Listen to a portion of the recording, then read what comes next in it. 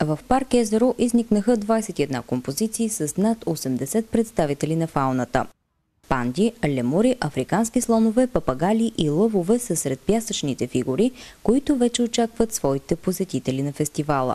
За направата им са използвани над 5000 тона пясък.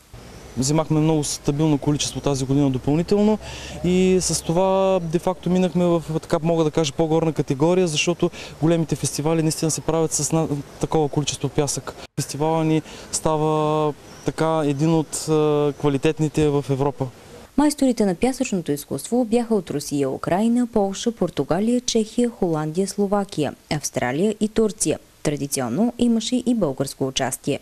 Часове преди официалното откриване намираме скулптора Владимир Денгьов да довършва своите океански чудовища. Това е баталия между кашалот, гигантска сепия, около тях се вие бяла акула и така нататък.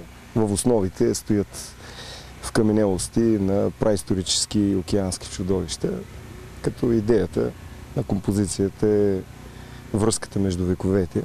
Тази година общината е подготвила и филм, проследяващ извайването на скулптурите. Организаторите имат изненада и за мълчуганите.